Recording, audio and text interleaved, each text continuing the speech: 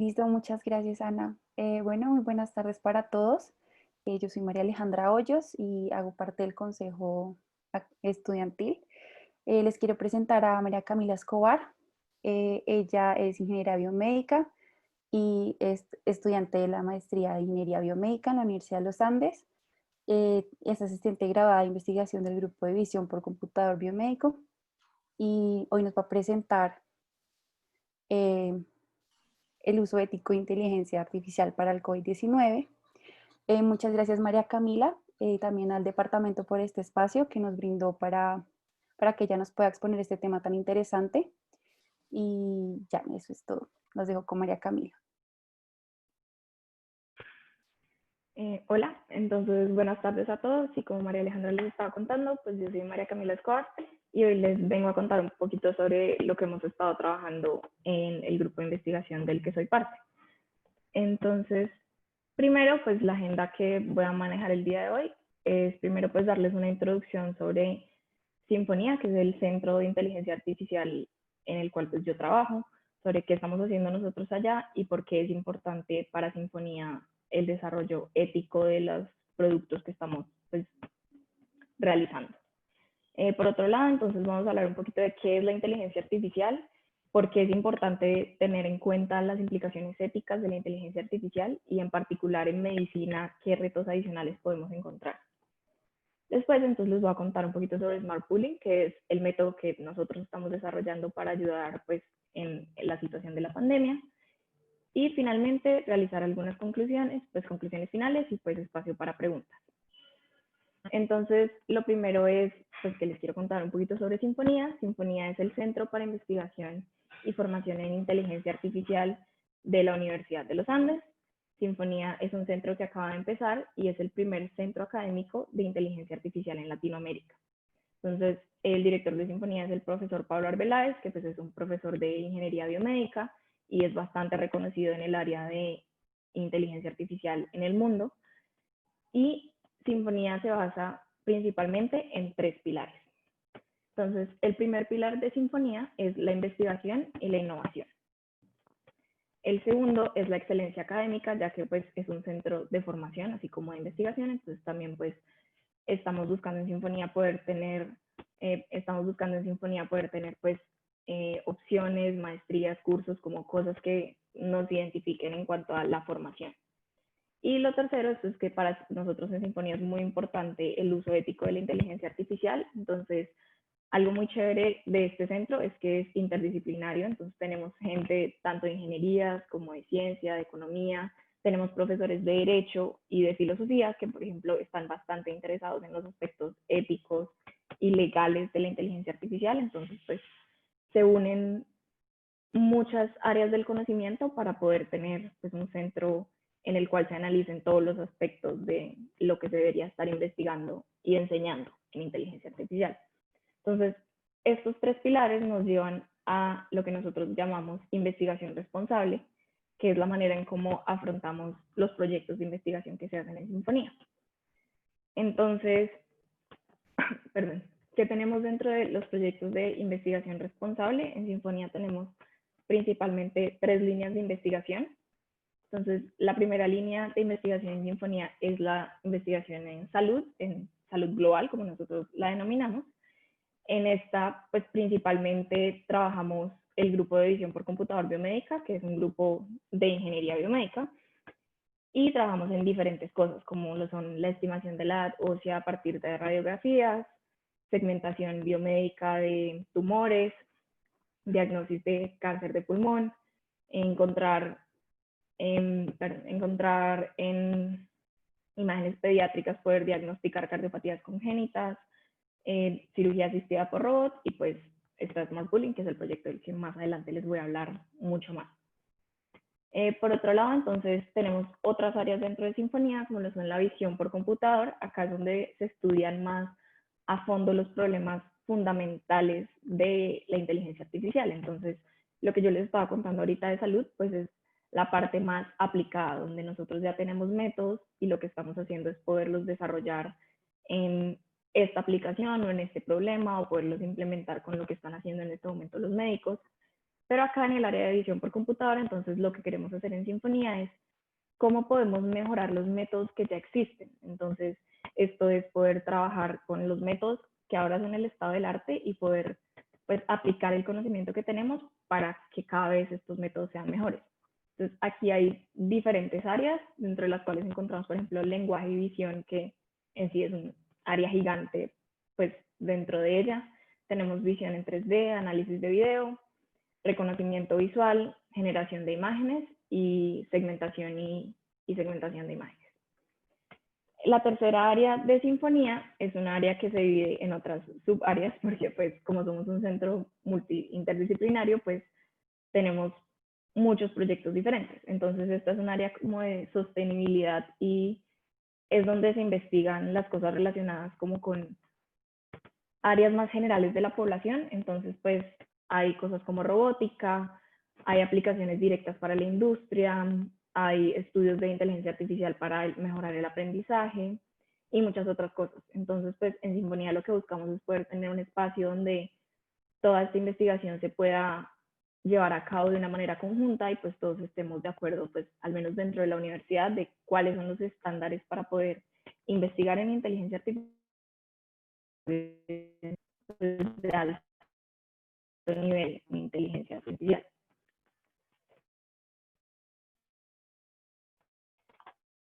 Entonces, en cuanto a sinfonía, en cuanto a lo que se quiere hacer,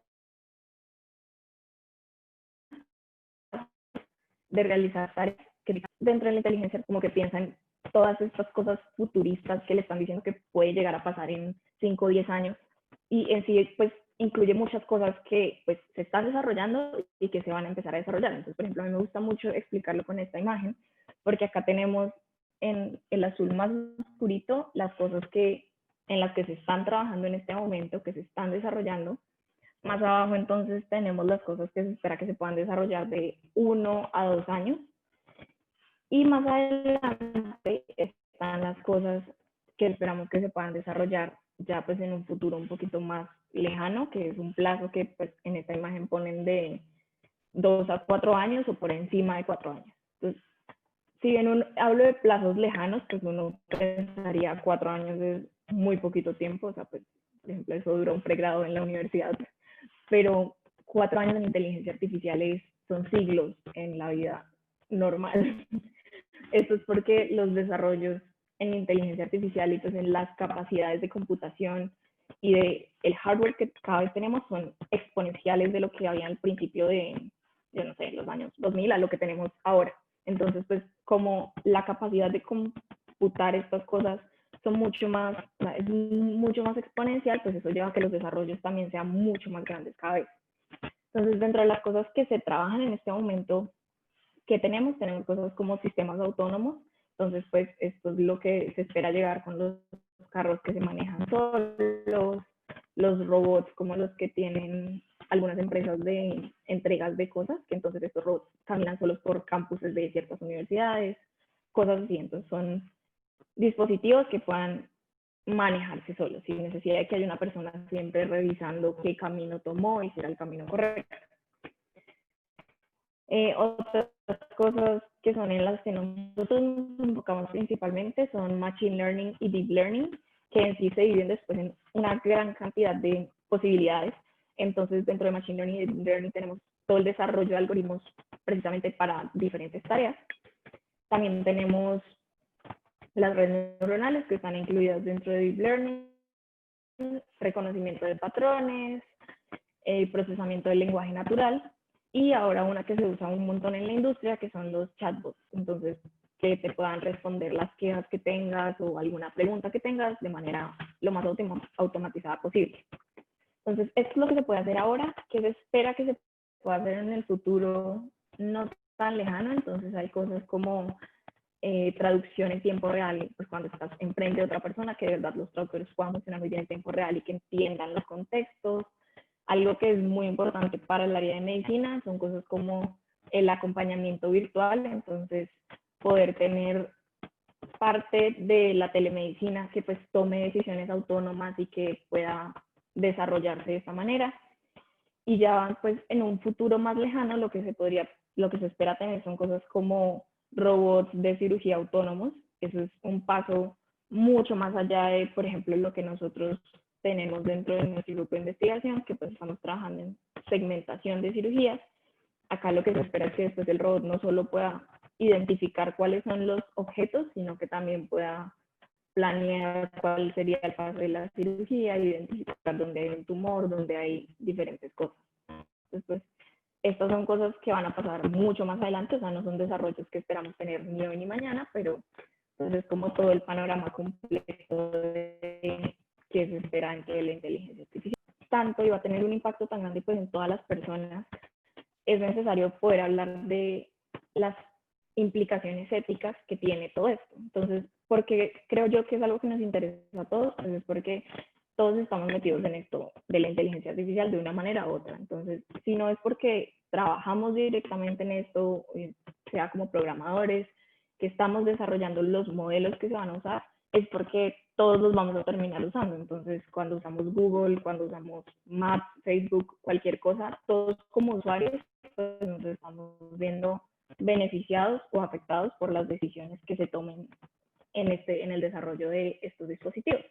Y pues esto es aún sin tener en cuenta las consecuencias adicionales que hay en medicina, que eso les voy a hablar ahorita más adelante.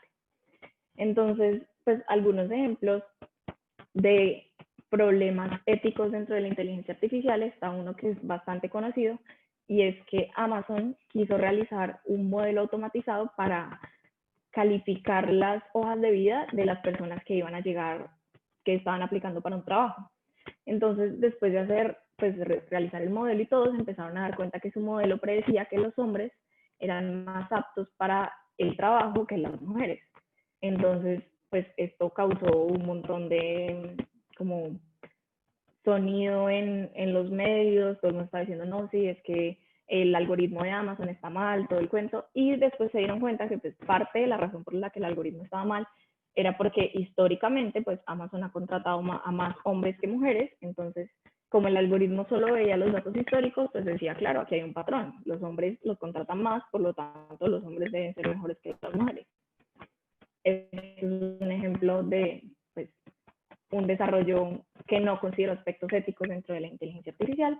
Otro desarrollo que ha sido bastante controversial es que existen algoritmos que se utilizan en algunas partes de Estados Unidos para perfilar qué tan riesgoso es dejar libre a una persona que en este momento están judicializando. Entonces, a alguien que van a meter a la cárcel o que están considerando si son de bajo riesgo o de alto riesgo. Y este tipo de algoritmos, entonces, lo que estaban haciendo era perfilar particularmente a ciertas personas de diferentes razas o de diferentes nacionalidades, y estaban beneficiando a otras cuando pues habían cometido las mismas ofensas o inclusive ofensas peores. Entonces, pues eso es porque históricamente pues también tenían un sesgo muy grande en cuanto a lo que se estaba desarrollando y a los datos con los que se estaba desarrollando. Otro ejemplo que es bastante curioso es este ejemplo de dos mujeres asiáticas en las que ella descubrió que su compañera podía desbloquear su iPhone utilizando pues su cara. No, estas personas no estaban relacionadas ni nada por el estilo, sino que cuando desarrollaron el no tenían probablemente la mayor cantidad de personas asiáticas, entonces no estaba reconociendo muy bien cómo era la diferencia entre las caras de poblaciones pues que no fueran la estándar para quien desarrolló el método. Entonces, pues esto es también un ejemplo de cómo no tener en cuenta las posibles cosas que puedan salir mal, pues pueden afectar a muchas poblaciones que van a terminar utilizando los dispositivos que uno pueda llegar a desarrollar, por ejemplo. Entonces, pues esta situación de la ética en la inteligencia artificial es un tema gigante y de verdad pues ni siquiera se alcanzaría a discutir pues, por completo en el tiempo de la charla. Esto es como en lo que yo me quiero enfocar ahorita, es en la situación, en los aspectos éticos de los datos que le estamos entregando a pues, los modelos, y de después qué estamos haciendo con esos datos, o sea, qué se están haciendo con esos modelos, quién los está utilizando, para qué los está utilizando.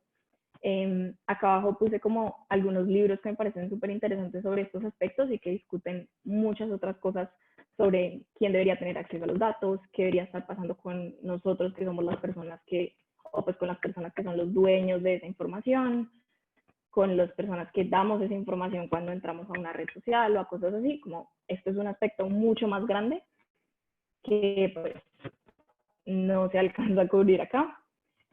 Entonces, algo muy curioso y que pues por eso es que no se mira tanto, o sea, como cuando uno mira estos desarrollos no lo piensa mucho, y es que la inteligencia artificial pues no aprende directamente los datos, o sea, como uno se los entrega, sino que lo que hace es aprender patrones que encuentra por dentro. Entonces, se supone que estos patrones son patrones que nosotros como personas no habríamos identificado tan fácilmente o pues nunca habríamos podido llegar a identificar porque encuentra cosas en un volumen de datos muy grandes que pues tendríamos que tener mucha gente analizándolos para que llegaran a algo similar.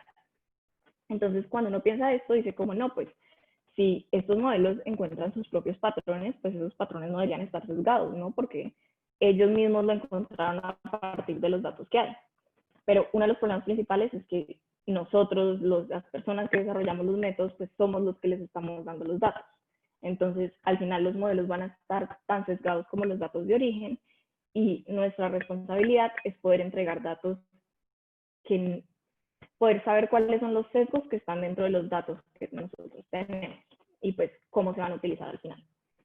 Entonces, esto es general y en medicina pues se tienen unos retos y unas consideraciones adicionales porque pues en medicina estamos hablando de la salud directa de las personas y pues de la vida de las personas, si así se quiere ver.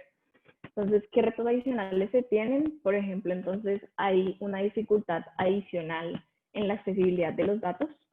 En la inteligencia artificial, como las otras áreas que no sean medicina, pues es relativamente fácil uno poder conseguir, no sé, una base de datos de perros y gatos si lo que quiere hacer es una clasificación de perros o una clasificación de gatos.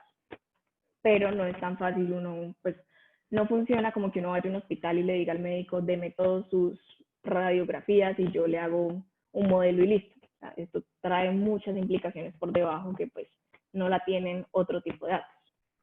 Adicionalmente, entonces, pues para trabajar en esta medicina se requiere experticia de poder recolectar anotaciones de calidad. Entonces, volviendo al mismo ejemplo, si yo quiero identificar gatos, pues le pido a un grupo de amigos que me ayuden a encontrar los gatos que hay en cada imagen y eso es lo que uso para entrenar. Pero yo no le puedo pedir a mi grupo de amigos que me encuentre los tumores en cada una de estos tags, porque eso es pues un dominio de expertos que va a tener que un médico entrenado poderlos identificar. Entonces, esto es una limitación adicional. Y también de que se debe partir de la práctica médica. Entonces, los desarrollos tienen que ser cosas que los médicos al final puedan usar, que sean prácticos para que ellos los usen al final y que no impliquen como un trabajo adicional por su parte. Entonces, esos son los retos. ¿Cuáles son las consideraciones que nosotros tenemos que tener? Como ya les estaba contando, pues el desempeño de estos métodos impacta directamente la salud de los pacientes. Puede impactar directa o indirectamente dependiendo de lo que se desarrolle, pero pues es muy importante ser conscientes de que esto se está desarrollando así. Adicionalmente, entonces, los datos de los pacientes siempre deben ser anonimizados y deben ser anonimizados de tal manera de que cuando uno está desarrollando un modelo no pueda identificar quién es la persona a la que le está leyendo, no sé, sea una historia clínica o tiene las variables de si tiene o no tiene cáncer, cualquier cosa, uno no puede llegar a identificar a esas personas. Esto es por cuestiones de seguridad y por cuestiones pues, de que esos datos son privados y que las personas pues acceden a los servicios de salud esperando que nadie los pueda identificar. O sea, pues uno lo piensa desde el caso de si estos datos llegan a las manos equivocadas como una aseguradora de salud, pues no van a asegurar a las personas que están más en riesgo que a otros. Entonces, por eso los datos tienen que ser anonimizados y tienen que estar guardados en lugares seguros. Esto siempre se tiene que garantizar. Adicionalmente, entonces, los resultados que se tengan deberían difundirse en la comunidad antes de ser corroborados, deberían difundirse en la comunidad para que sean corroborados, y esto ocurre porque pues, muchos modelos ahora en medicina, pues desarrollos de inteligencia artificial en medicina, son privados, y si son privados, pues uno no sabe verdaderamente si funcionan porque se ajustaron a los datos que le dieron o si funcionan porque son modelos que son muy buenos y que de verdad hacen lo que prometen que deberían hacer. Entonces, pues una manera de poder ayudar en esto es en que pues, los modelos sean más justos y generales, después si uno los difunde con la comunidad, pues las otras personas pueden decir, mire, si yo también, esto ayuda como al desarrollo, al avance pues, de los métodos que uno está desarrollando. Adicionalmente, entonces, algo que puede pasar en cualquier método, pero que pues, en medicina es un poquito más complicado, es que pueden existir falsos positivos o falsos negativos. Entonces, un falso positivo es que yo digo que esta imagen tiene cáncer, pero verdaderamente no tiene. Entonces, pues, si el médico simplemente cogiera el método y lo utilizara como la verdad absoluta, pues le estaría dando un diagnóstico incorrecto a un paciente. Lo mismo en un falso negativo, que tiene una enfermedad y el método no lo alcanza a encontrar, entonces pues ese paciente se va y piensa que está bien, pero verdaderamente no está bien. Entonces, todo esto son cosas importantes y pues es muy importante que los métodos se midan con estos estándares. Entonces, en particular, ¿qué pasa ahora? Y es que en la pandemia muchas de las consideraciones que tenemos pues se vuelven más flexibles. Entonces, todo lo que hemos visto con esto de la carrera por la vacuna y cosas así, pues normalmente una vacuna se demora años en desarrollarse y ahora pues el proceso se reduce mucho porque pues es urgente que todas estas cosas salgan. Es entendible cómo podemos pues reducir los tiempos de algunos procesos. Y precisamente eso hace que pues muchas de las consideraciones que nosotros tenemos pues se vean más flexibilizadas, como bueno, tal vez esto no es tan importante porque lo más importante es que esté más rápido, que el método sea mejor o cosas así. Pero para nosotros, al menos dentro de nuestros desarrollos, pues es importante no perder la rigurosidad ética y pues de los resultados que tengamos, no sacrificarlos por la situación actual. O sea, por el contrario, deberían ser todavía mejores nuestros modelos y ser mucho más responsables.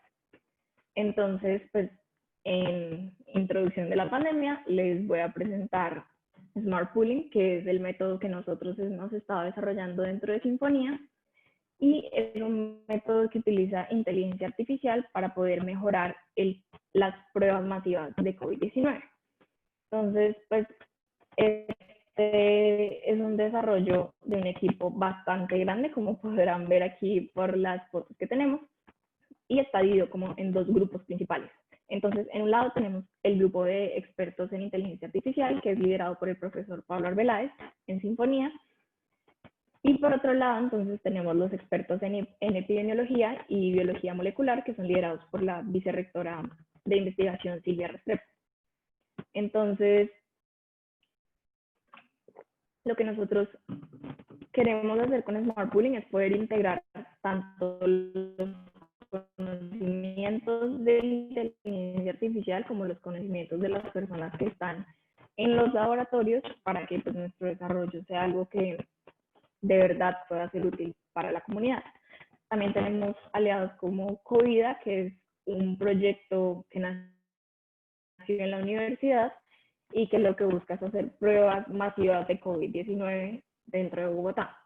Y tenemos algunos aliados internacionales para ver si podemos llegar a extender Smart Pooling a otros países.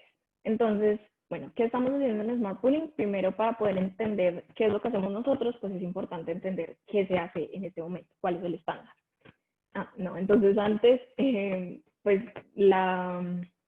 como el contexto de la pandemia es algo que todos conocemos, de marzo, y en este momento ya van 31 millones de casos confirmados y aproximadamente más de 900.000 fallecimientos. Entonces, pues esto es algo que no, pues sin precedentes en este momento de lo que está sucediendo. Y el problema es que, como ya sabemos, pues no existe una vacuna ni existe ningún tratamiento rápido para esto en este momento. Entonces, pues la mejor estrategia que se puede adaptar es el testeo masivo, poder muestrear la mayor cantidad de personas, porque si yo sé quién está infectado y quién no, pues puedo decirles a las personas que están infectadas, oiga, quédese en su casa, no tenga contacto con otras personas, y pues a las que no, sí pueden seguir su vida con las precauciones. Entonces, pues, lo ideal, lo que querríamos es poderle hacer muestras a toda la población para poder identificar quiénes son los que se tienen que cuidar, cuál es o sea, si sabemos que una persona está contagiada, entonces quién de su círculo social también está en riesgo, de su familia, todo esto. El problema con esto es que pues hacerle muestras y pues hacerle test a cada persona que esté en el país o de este estilo, pues es bastante costoso. Entonces, pues es algo que simplemente no podrían pagar los países.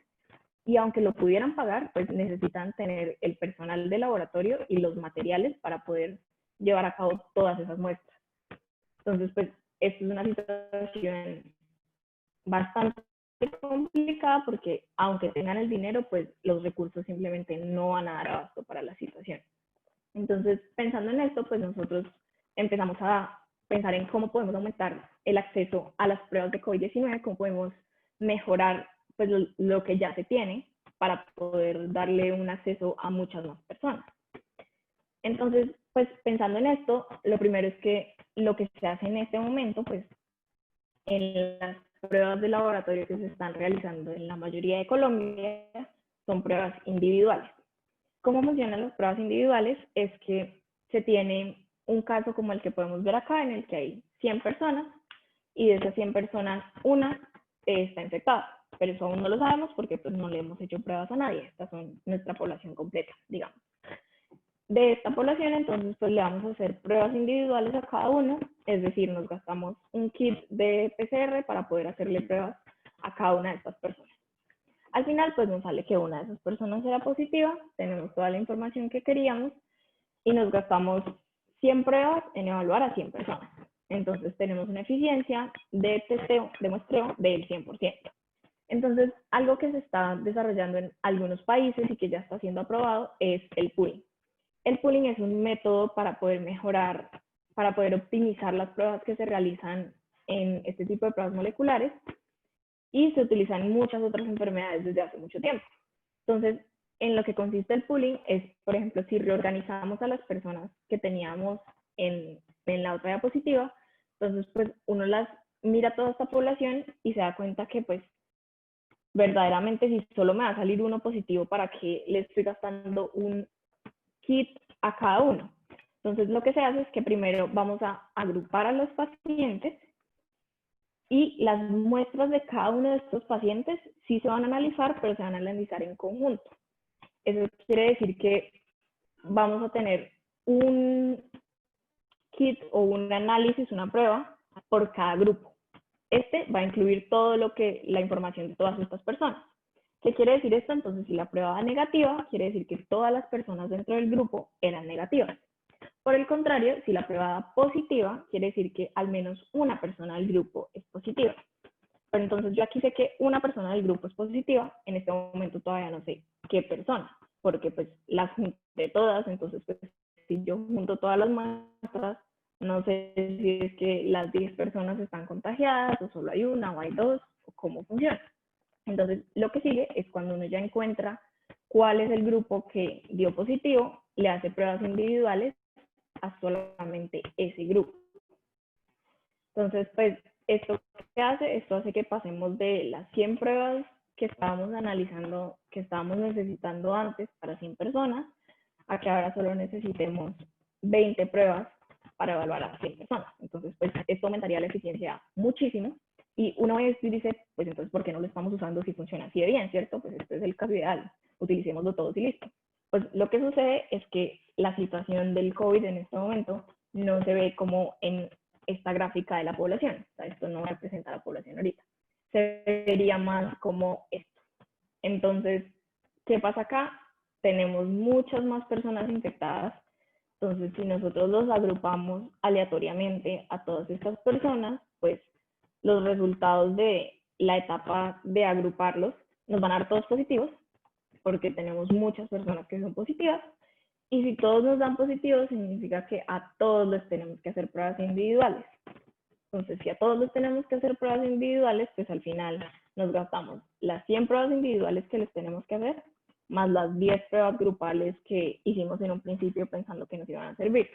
Entonces, pues, esto hace que al final terminemos gastando más pruebas de las que teníamos que gastar en un inicio, que pues eso sí no puede pasar porque pues, en esta situación cada kit molecular y cada una del tiempo de laboratorio de las personas que están haciendo estas pruebas, pues importa muchísimo. Esa es la diferencia entre poder sacar 30.000 pruebas al día o 50.000 pruebas al día, por ejemplo, pues en todo Colombia. Entonces, viendo esta situación, pues ya se entiende por qué es más complicado poder implementar el pooling tradicional de 2 etapas.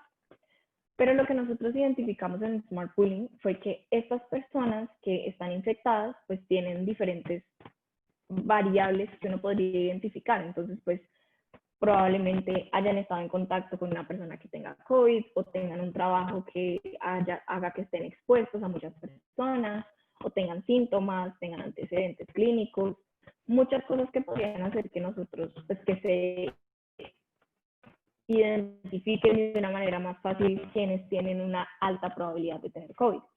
Entonces, con esto lo que nosotros hacemos es, tenemos la información sobre todas estas personas, cierta información clínica, y lo que hacemos es poder ordenarlos por medio de inteligencia artificial para saber quién tiene la mayor probabilidad de estar infectado. Entonces, con este orden, ya ahora sí pasamos a hacer las pruebas grupales, y como verán, pues aquí tenemos la misma cantidad de positivos que en la anterior diapositiva, pero ahora tenemos menos grupos que salen completamente positivos porque pues los ordenamos de una manera en la que optimizamos la cantidad de negativos que hay acá.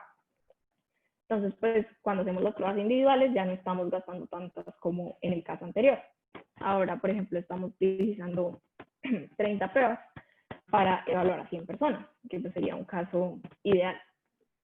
Entonces, esto es lo que queremos hacer con Smart Pooling. ¿Y cómo lo estamos haciendo? Entonces, nuestro proceso se divide en 5 pasos en los que estamos interactuando directamente con los laboratorios. Entonces, algo muy importante para nosotros es que no queremos que esto sea una carga adicional para las personas que trabajan en los laboratorios, porque pues, ellos ya están allá trabajando literalmente 24/7 para poder dar abasto con la cantidad de pruebas que se tienen que hacer. Entonces, para poder hacerlo lo más sencillo posible, lo primero que nosotros hacemos, o lo primero que hacen los laboratorios, es recolectar la muestra y obtener los datos del paciente. Entonces, esto es algo que ya se está haciendo pues estándar dentro de Colombia, porque es muy importante poder saber las personas que son positivas, como qué condiciones epidemiológicas tenían. Entonces, pues ya hay formatos estandarizados y digitalizados con esta información. Entonces, ¿qué tipo de información tenemos? Tenemos no directamente la historia clínica de los pacientes, pero sí tenemos la información importante que hay dentro de esto. Entonces, cosas como cuáles son los antecedentes médicos, si tiene alguna precondición muy importante que se tenga que tener en cuenta. También tenemos factores de riesgo, como lo son los síntomas. Tenemos información sociodemográfica, entonces en dónde se tomó la prueba esta persona, en dónde vive esta persona, si vive en una localidad de Bogotá que tenga mucho, que esté en este momento bastante alto en cuanto a cifras de COVID, cosas así. Tenemos también información epidemiológica, entonces si esta persona ha estado en contacto con otras personas que tenga COVID, si alguien en su casa ha estado infectado, cosas así que nos pueden ayudar a nosotros a hacer mejores predicciones. Entonces, con la información que tenemos de cada paciente, lo siguiente es que esta información nosotros la recibimos y entrenamos modelos que nos permitan predecir la probabilidad de que cada una de las muestras sea positiva. Entonces, pues eso lo hacemos a partir de los datos históricos con los que estamos entrenando para cada laboratorio. Entonces, ¿qué hacemos después? Las muestras con alta probabilidad las mandamos a pruebas individuales, porque pues no tiene sentido meterlas en un grupo si muy probablemente ese grupo vaya a dar positivo. Entonces, pues ya perdimos una muestra, un kit. Entonces las mandamos directamente a pruebas individuales y las otras las podemos mandar a pool. Después, entonces lo que hacen en los laboratorios es que ellos siguen el orden que nosotros les entregamos para realizar las pruebas. Y este orden es lo más sencillo que se puede pues, diseñar, y es que tenemos un Excel en el que literalmente les decimos el código tal va a prueba individual, el código tal va a pool, y así, y están organizados de mayor probabilidad a menor probabilidad, pero los laboratorios pues no necesitan esa información, sino que les decimos individual o pool. Entonces, ellos realizan las pruebas y al final nos dan retroalimentación de si esas pruebas sí salieron como nosotros las estábamos prediciendo. Entonces, sí, las que ustedes nos dijeron que eran individual eran positivas, o no, miren, estas 5 fueron positivas, pero estas 3 eran negativas. esto nos sirve a nosotros para poder reentrenar nuestros modelos con nuevos ejemplos y así poder mejorar las predicciones. Entonces, este es todo como el mecanismo que seguimos dentro de Smart Pooling. Y entonces, cuando ya tenemos este mecanismo, pues lo que es el paso a seguir es poderlo implementar, pues poder ver si nuestra idea, pues Smart Pooling, tenía validez en cuanto a las pruebas que se estaban desarrollando y los datos a los que teníamos acceso. Entonces, para esto nosotros, como ya les había contado, pues estamos aliados con Covida, que es una alianza de la universidad para poder hacer más pruebas de COVID en Bogotá. Y nosotros teníamos acceso pues a los datos de COVID y con estos pudimos hacer simulaciones de cómo nos iría si utilizamos Smart Pooling dentro del laboratorio de la universidad que está haciendo pruebas de COVID.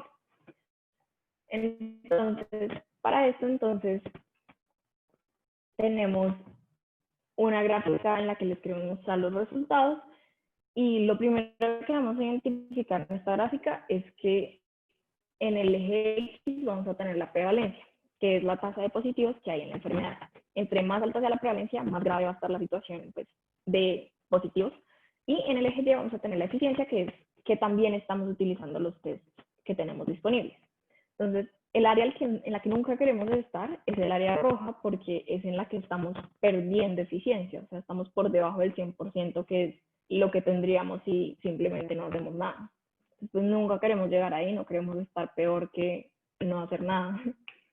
Y lo primero es que si utilizáramos los métodos tradicionales de pooling, después del 20% empezaríamos a perder mucha eficiencia. Entonces, empezaría a ser peor utilizar pooling que no utilizarlo, que es lo que estábamos viendo en los ejemplos del principio.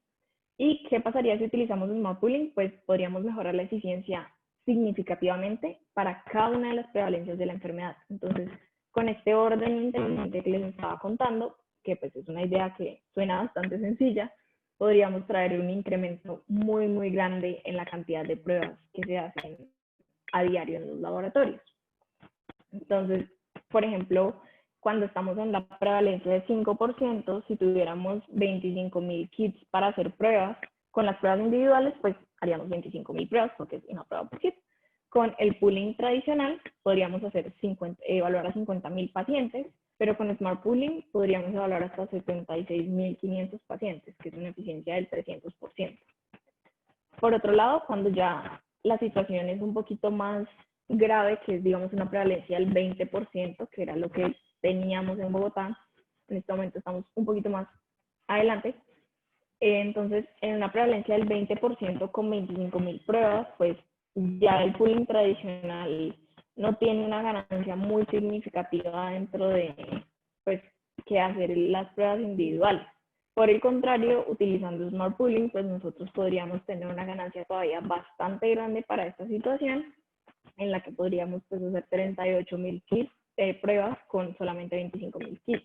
Esto pues muestra que podríamos ayudar dependiendo de la situación de una manera muy grande o de una manera también bastante grande. O sea, siempre vamos a tener la situación en la que podemos ayudar y podemos mejorar la eficiencia de lo que se está haciendo en este momento. Entonces, inclusive tenemos ganancias en situaciones que se consideran críticas, y es que si llegamos al punto en el que la mitad de las pruebas que hacemos son positivas, pues es una situación ya bastante grave en cuanto, pues, a las consideraciones epidemiológicas, y aún así podríamos ayudar a que las pruebas se optimicen de una mejor manera, inclusive en esas situaciones tan críticas. Entonces, pues, estos son los resultados preliminares que teníamos con Smart Pooling. En este momento ya estamos en proceso, pues, ya implementamos Smart Pooling dentro del laboratorio de GenCore en los Andes, entonces ya estamos haciendo este proceso de que ellos nos envían la información y nosotros les decimos qué muestras tienen que ir, y estamos analizando pues si esto funciona, si es viable para el laboratorio, pero pues está funcionando bastante bien.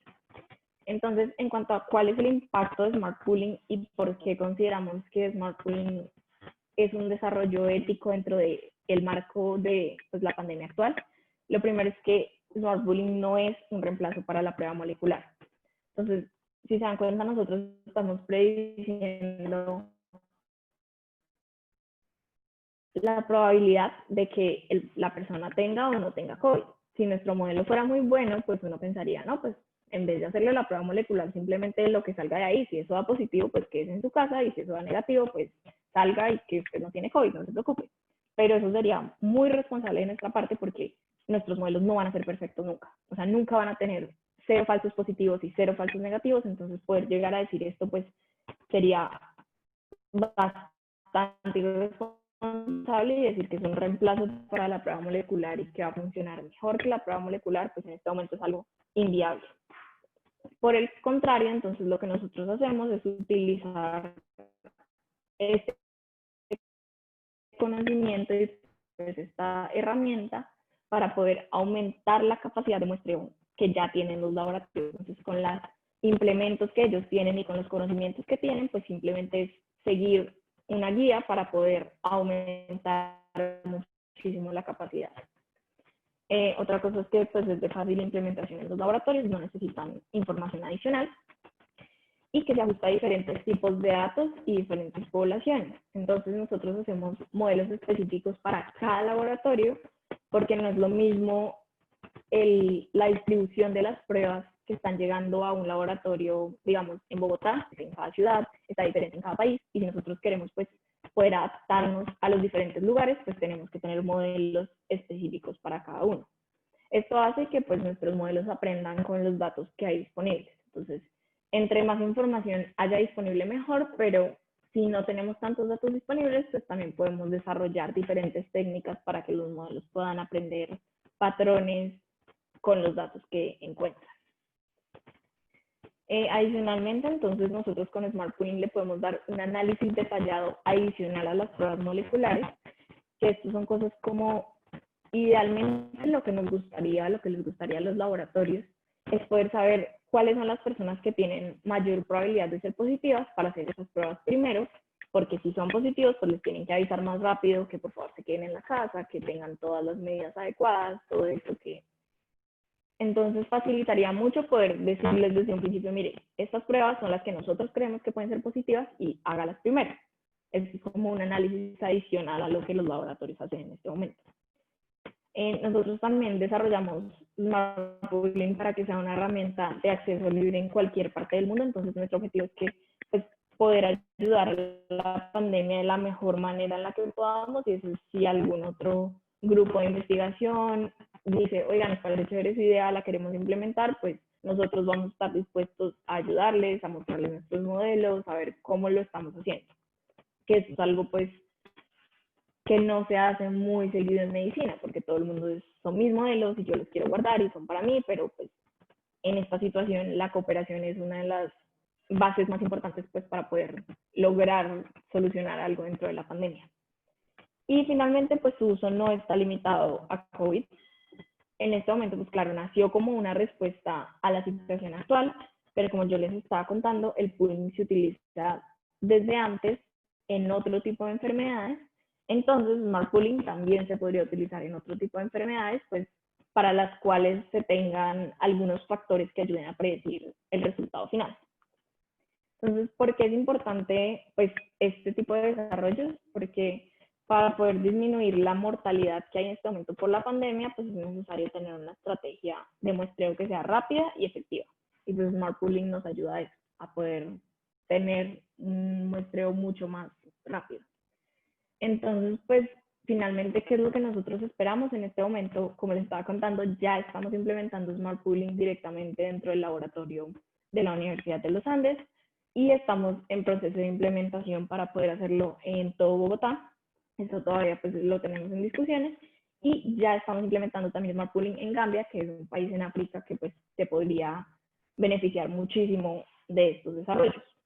Nuestro objetivo es poder implementar esto en la mayor cantidad de lugares posibles porque de verdad tiene el potencial de cambiar la situación actual de la pandemia y pues porque es un ejemplo de cómo el uso ético de la inteligencia artificial pues puede traer un bien social. Entonces pues eso es todo acerca de Smart Pooling.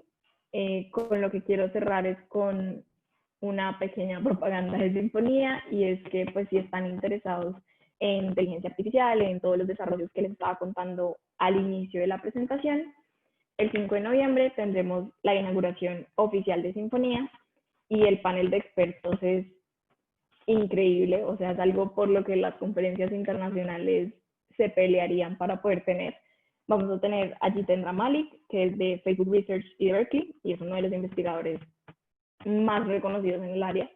Pues los tres son investigadores muy reconocidos en el área, de hecho, por eso es pues un panel tan interesante.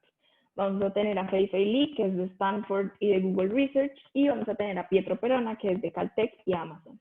Entonces, en la inauguración van a haber muchos otros, van a haber otros eventos y vamos a hacer otras presentaciones, pero este es el panel principal y pues van a discutir los desarrollos de inteligencia artificial actuales y cómo es. Entonces, pues, esta es la invitación a si están interesados en el tema. También pues, nos pueden encontrar en la página web y pues, escribirnos al correo si tienen algo. Y pues estoy abierta a cualquier pregunta que tengan. Muchas gracias por la atención. María Camila, te doy muchas gracias por participar en nuestro evento, en nuestro seminario vivido, por compartir con nuestra comunidad pues todos estos desarrollos tan interesantes. En este momento damos paso a las preguntas. Entonces, yo sé que los profes tienen reunión de ahorita. Si alguno quiere hacer una intervención antes de que se tengan que ir a la reunión, tienen el espacio disponible antes de leer las preguntas que nos puedan hacer por el chat.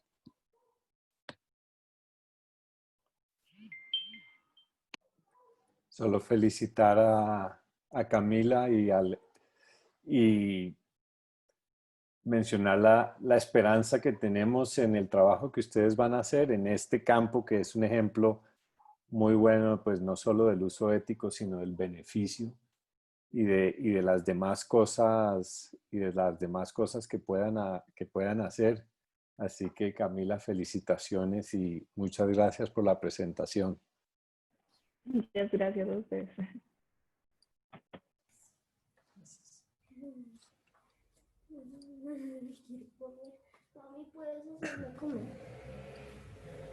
No, yo tal vez solo quisiera unirme a las felicitaciones de David. Increíble el trabajo y además es de suma importancia considerar estos aspectos éticos en un área, pues digamos que tiene tantas promesas como la inteligencia artificial. Felicitaciones a todo el grupo. Bravo. Muchas gracias.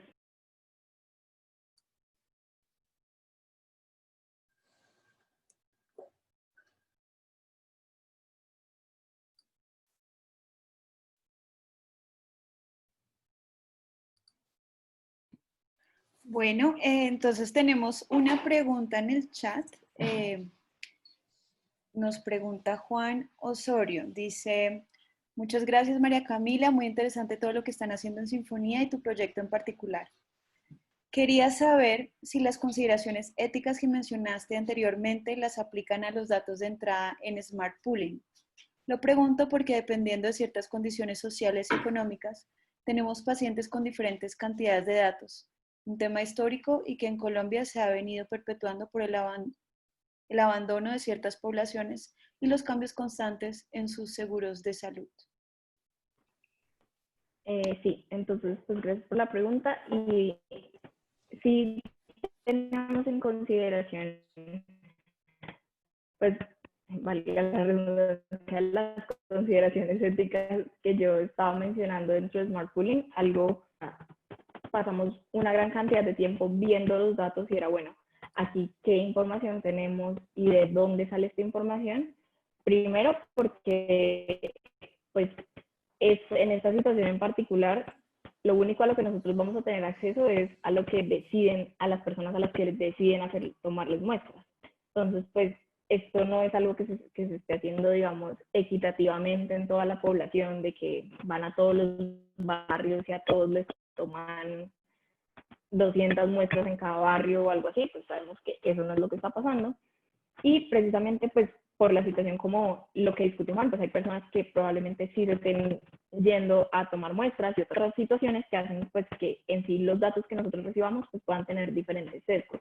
Nosotros tuvimos esto en cuenta en cuanto a ser conscientes de dónde estamos recibiendo los datos, qué tipo de información hay, y siempre revisamos como cuáles son las variables más importantes para nuestros modelos y si no se las está aprendiendo solo porque pues exista algún sesgo en particular dentro de la base de datos, sino poder encontrar pues cuál es el patrón más general.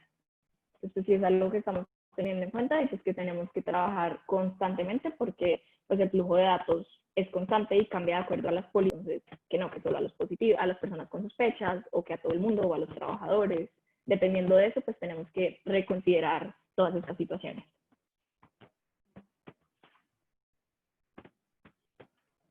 Te preguntan si el evento de inauguración es gratuito o si se debe hacer algún pago. Es gratuito. Nosotros dentro de la página web pues vamos a darle información adicional, probablemente sea un link al que haya que inscribirse. Eso todavía está en proceso, pero pues sí. Ok, por ahora no tenemos más preguntas. Yo no sé si alguien más quiere hacer una pregunta, alguna intervención.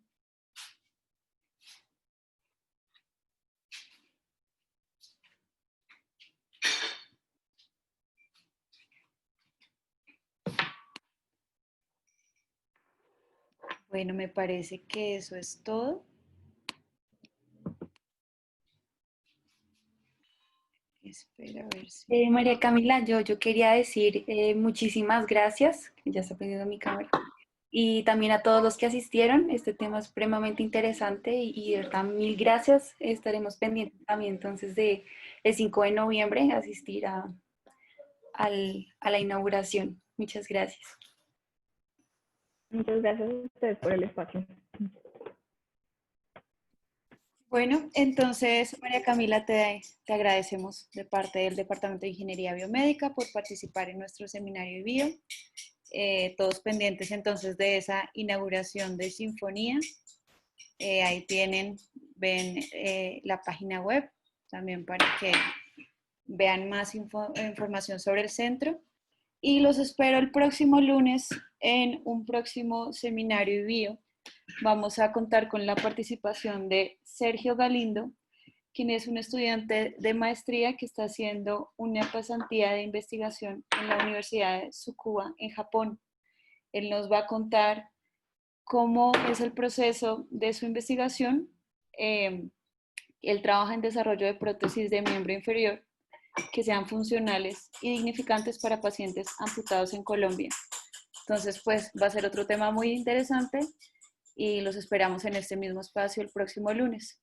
Les agradezco a todos por su asistencia.